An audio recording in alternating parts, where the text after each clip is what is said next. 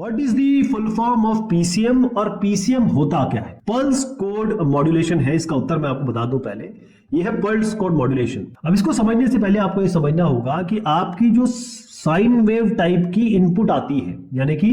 आपका अगर analogue signal है या फिर आपका सिग्नल ऐसा है जो कि पूरी तरीके से उसमें नॉइज भी है, आवाज भी है, म्यूजिक भी है, बैकग्राउंड स्कोर भी है, सब कुछ है, तो आप करते क्या है कि इसको आप सिग्नल पल्स कहेंगे, है ना। हमको करना क्या होता है कि एनालॉग सिग्नल को हमको डिजिटल सिग्नल में कन्वर्ट करना होता है। एनालॉग तो कॉन्टिन्यूअस होता है, हम क्या करते हैं इसके एक छोटे छोटे पार्ट काट लेते हैं, इसको हम सैंपलिंग कहते हैं, और फिर उसके बाद उनको क्वांटाइज करते हैं। क्वांटाइज का मतलब ये होता है कि जैसे 0 से 1 तक आपकी वैल्यू आ रही है, आप कहेंगे 0.6 आएगा तो 1 ले लेंगे, 0.4 आएगा तो हम 0 ले लेंगे, ये क्वांटाइजेशन होता है। तो इसी तरीके से सैम्पलिंग होती है, क्वांटाइजेशन होता है, बहुत सारी चीजें इसमें हम लगाते हैं, लेकिन अल्टीमेटली आपको समझना यही है कि पल्स कोड मॉड्यूलेशन का मतलब ये होता है कि आपके पास जो ये पल्स है या फिर ये सिग्नल है, इसका छोटा पार्ट आप डिजिटल में कन्वर्ट कर देते हैं, यानी कि वंस और जीरोस में कन्वर्ट कर देते हैं। यानी अगर आपके पास एक साइन वेव आ रही है,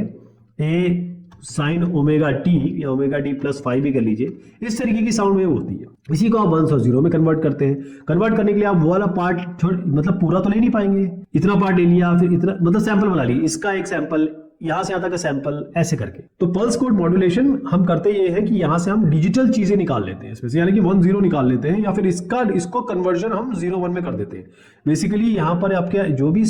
एक डिजिटल में और एनालॉग में अंतर यही होता है कि एनालॉग में आपको एम्पलीट्यूड मिलेगा, इसमें आपको फ्रीक्वेंसी मिलेगी, इसमें वेवलेंथ होगी, ये सारी चीजें होगी। यहां पर आपको जब कन्वर्ट कर लेते हैं तो आपको केवल बिट स्ट्रीम मिलेगी 0 1। तो पीसीएम या पल्स कोड मॉड्यूलेशन एक डिजिटल तकनीक है जिसमें हम सैंपलिंग करते हैं, या हम करते हैं हमारे पास जैसे 10 अमरूद है या सेब है, एक को या 2 को निकाल के देख लिया अच्छे है कि नहीं, बाकी हम बोल देंगे 8 हमारे बढ़िया है। तो सैंपल ले लेते हैं, उसमें छोटे छोटे पार्ट ले लेते हैं और रेगुलर इंटरवल में लेते हैं, और उसके बाद इसको एनकोड करते हैं। और एनकोडिंग कैसे करते हैं, जैसे मैंने कहा ना एम्पलीट्यूड भी होती है, तो यही साइन ओमेगा टी यही बता रहे हैं कि आप क्या करते हैं कि इसी को कन्वर्ट करते हैं बाइनरी वैल्यू में 1 और 0, यानी कि आपका एनालॉग सिग्नल 1 0s में कन्वर्ट हो जाता है। अब आप देखिए ये पूरा प्रोसीजर मैं बताना चाहता हूं, तो इसके लिए मैं थोड़ा सा आपको ये जरूर क्लियर करके बताऊंगा, क्योंकि अगर आप पीसीएम का मतलब समझ गए तो ये हो क्या रहा है, ये आपका ट्रांसमीटर सेक्शन है। ट्रांसमीटर सेक्शन जहां से चीजें जा रही है, ये आपका पीसीएम यानी पल्स कोड मॉड्यूलेटर का सर्किट है। यहां पर आप पहले सैंपलिंग करेंगे, यानी कि छोटे छोटे पार्ट ले लेंगे, उनको एक पर्टिकुलर वैल्यू दे देंगे क्वांटाइजेशन, उसके बाद फाइनली उनको जमा करके दबा देंगे, प्रेस कर देंगे, वो इनकोडर होता है। ठीक है, अब इसके आगे ये एलपीएफ देख रहे हो आप, ये जो लो पास फिल्टर है, ये जैसे मान लीजिए एलियासिंग आती है, आप देखते हैं कभी जो इमेज होती है उसमें आप हल्का सा एक इस तरीके की इमेज देख लेते हैं, जब आप उसको कभी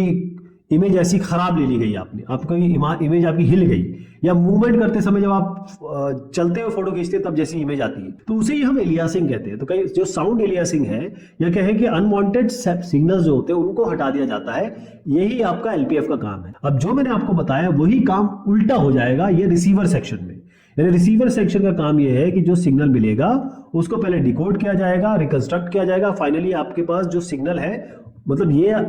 ये सिग्नल फाइनल मिलेगा। यानी आपने एनालॉग सिग्नल लिया